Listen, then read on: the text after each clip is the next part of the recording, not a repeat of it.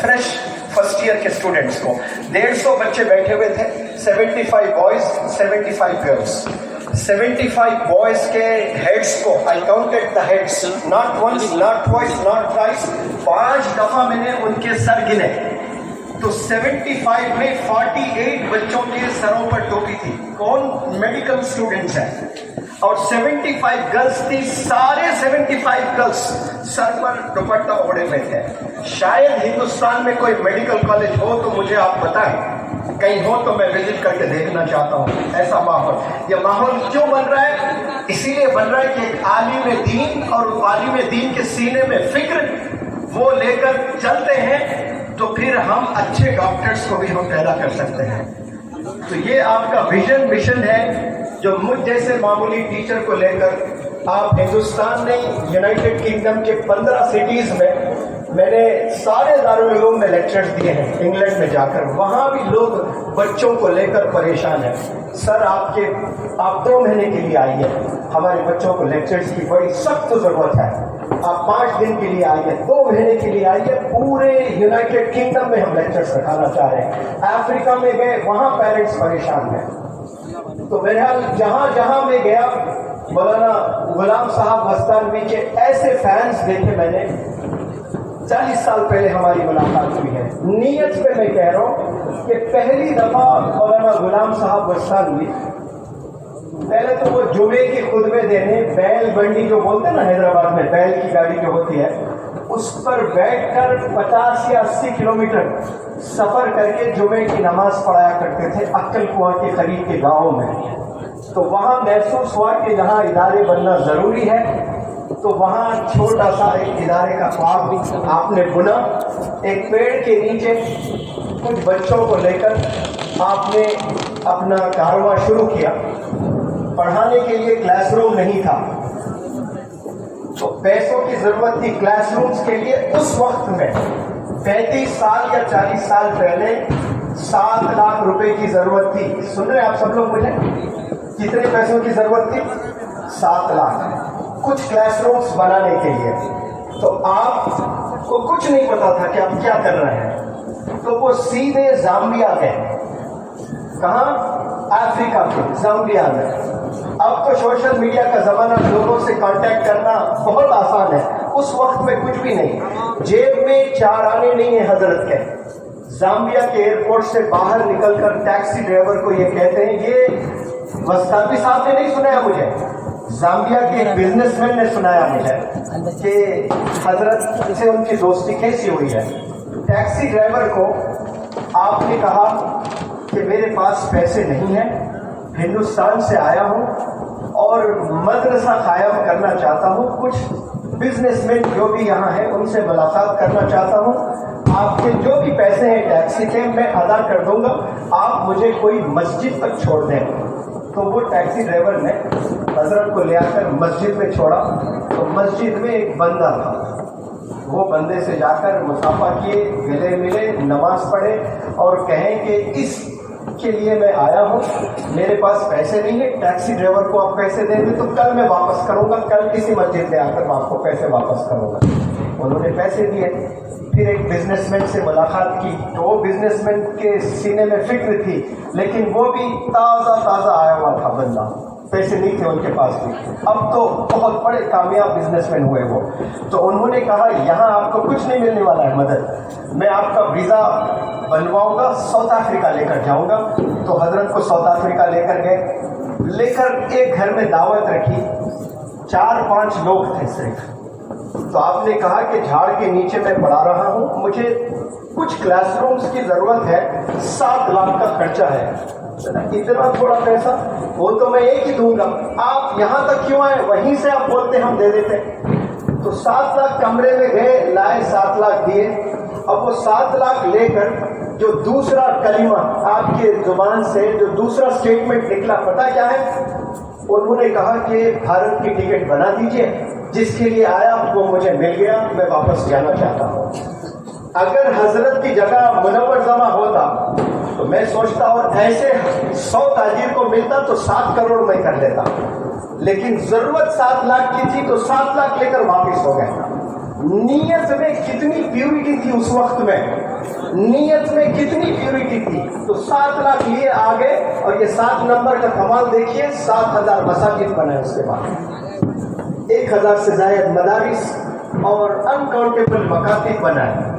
तो उस वक्त की जो नीयत थी, कितनी जबरदस्त नियत। इसलिए छोटे छोटे तलबा जो कल के लीडर्स बनने वाले हैं, आपके पास में कितना भी इल्म हो, इल्म के साथ में अगर इंटेंशन सही नहीं है और इस इंटेंशन में 100% प्योरिटी नहीं है, तो फिर अल्लाह की मदद नहीं आने वाली है। नीयत बहुत बड़ा रोल अदा करता है कामयाब होने के लिए। तो यहाँ के जितने भी तलबा हैं और कल के फ्यूचर लीडर्स बनने वाले हैं, आप सब लोग से मैं अदबन गुजारिश करता हूँ, आप लोग अपनी नीयत अच्छी बनाएं, इसमें ही हमारी कामयाबी है। एक मिसाल देता हूँ, 22 साल का लड़का, वली रहमानी कोलकाता का, 22 साल का लड़का, 7 दिन में 7 करोड़। उसने दर्द बयान किया कि मैं 18 साल में मुझे ख्याल आया था, बल्कि 15 साल में मुझे ख्याल आया था, when I turned 18 I should have 18 orphans। जब मैं 18 साल का हो जाऊंगा तो 18 यतीम बच्चों को गोद लूंगा। अब वो लड़का 300 गरीब बच्चों को पढ़ा रहा है, 60,000 रुपए थे उसके पास में, कहीं से मदद नहीं आ रही थी। तो वो जो वीडियो वायरल हुई ना, उसने मुझे कहा कि सर ये वीडियो, इसकी स्क्रिप्ट मैंने 2 साल पहले लिखी थी sir, I was waiting for the right time, सही वक्त के लिए मैं इंतजार कर रहा था। गवर्नमेंट ने सारे बैंक को सीज कर दिया, वरना 25-50 करोड़ मिलते उस बच्चे को। और वो लड़का ये कह रहा है कि सर ये जो करोड़ों रुपए मुझे मिले हैं, 100 रुपए दिए हैं, रक्शे वाले दिए हैं, स्वीपर्स दिए हैं, ऑटो ड्राइवर्स दिए हैं। कम्युनिटी अभी भी जिंदा है। मुसलमानों के दिल में एक दफा अगर ला इलाहा इल्लल्लाह मुहम्मदुर रसूलुल्लाह अगर पढ़ लिया, उसके दिल में जज्बा होता है इस्लाम के लिए, उसको बस जगाने की जरूरत होती है। अच्छे इदारे बनना बेहद जरूरी है, उसके लिए सही इंटेंशन लेकर हमें जमीन पर उतरने की जरूरत है। 22 साल का लड़का, 7 दिन में 7 करोड़, और आए कैसे 100 रुपए। देने वाले कौन? बिजनेस एंटरप्रेन्योर्स नहीं है। मदारिस को जो डोनेशंस देते हैं, अक्सर देखें कौन होते हैं, वो बिजनेस एंटरप्रेन्योर्स होते हैं। उसको कोई बिजनेस एंटरप्रेन्योर की हेल्प नहीं मिली, 100 रुपए उसने मांगा भी, मुझे 100 रुपए 10 लाख लोग अगर दे दें, मैं बेहतरीन इंफ्रास्ट्रक्चर बनाकर 5 महीने के बाद फिर आपको एक वीडियो दिखाऊंगा जिसमें आपको इंफ्रास्ट्रक्चर नजर आएगा, और 10 साल के बाद यहाँ से IPS, IAS, IRS, IFS officers निकलेंगे इंशाअल्लाह। तो मैं तारीफ वली रहमानी की नहीं कर रहा हूँ इस स्टेज से, मैं तारीफ वो ऑटो ड्राइवर्स की कर रहा हूँ, वो रिक्शा पुलर्स की कर रहा हूँ, वो स्वीपर्स की कर रहा हूँ, वो गरीब लोगों की कर रहा हूँ जो जिनके पास 100 रुपए खर्चने के लिए 100 दफा सोचेंगे, लेकिन उस वीडियो को देखकर ऐसे इमोशनल हुए और 100 रुपए इमीडिएट ट्रांसफर करने लगे। आज ऐसे हजारों इदारों के लिए भी मदद मिलने वाली है, इंशाअल्लाह मिलेगी। और हमने इदारे कायम करना है। वक्त मेरे पास नहीं है, वरना मैंने भारत का जो सैर किया है और जो प्रॉब्लम्स मैंने देखे हैं, ऐसे मुसीबत में यंगस्टर्स हैं लिविंग रिलेशंस के नाम पे। कोई आसाम की लड़की आकर बैंगलोर में पढ़ रही है, लड़का लड़की एक कमरे में रहकर पढ़ रहे हैं, एक कमरे में एक पलंग पर रहते हुए। वालिदैन को नहीं पता है ये। अगर इसको मुनव्वर जमा नहीं रोकेगा, उलमाए दीन नहीं रोकेंगे, NGOs नहीं रोकेंगे, तो वो कल मुनव्वर जमा के बच्चे बच्चियां वही काम करेंगे, उलमाए दीन के बच्चे बच्चियां वही काम करेंगे। हमारी कौम के बच्चियां, आधे कौम के बच्चे 10 साल बाद लिविंग रिलेशंस में रहेंगे, कोई शादी वादी नहीं रहेंगी, बच्चे पैदा होंगे। जो उलमा हजरात बताते हैं ना बयानात में, आप US जाए, UK जाए, उनको बाप का नाम नहीं मालूम होता है, उनको वालिद के कुछ नहीं पता होता है। वही हाल यहाँ होने वाला, अल्लाह हिफाजत फरमाए अगर हम नहीं जागते हैं। क्यों? क्योंकि वो स्कूल में जो बच्चे होते हैं 8-8 घंटे जो बिताते हैं और 12 साल बिताते हैं, वो चलाने वाले कौन है? वो मिशनरी स्कूल्स हैं। तो ये वक्त मौलाना अबुल कलाम आजाद साहब ने बताया था कि बेहतरीन इंसान वो है जो वक्त के तकाज़ों को समझते हुए उस पर काम करे। तो ये वक्त का सबसे बड़ा तकाजा क्या है कि स्कूल गोइंग चिल्ड्रन और नौजवान बच्चों को सही डायरेक्शन में ले आना है। جن کے 8-8 گھنٹے 15 سال مشنری سکولز میں گزرتے ہیں، تو ہم علماء حضرات کے سپرویژن میں اچھے سکولز قائم کریں گے، یا پھر علماء حضرات اچھے سکولز، کالجز، یونیورسٹیز قائم کریں گے؟ بہت گناہوں سے ہمارا بہت بڑا ینگسٹرز کا طبقہ انشاءاللہ بچے گا۔ پھر کبھی وقت ملے گا تو انشاءاللہ میں تفصیلی گفتگو کروں گا، کیونکہ یہ تو مسابقہ کے لیے سب لوگ یہاں پر آئے ہیں۔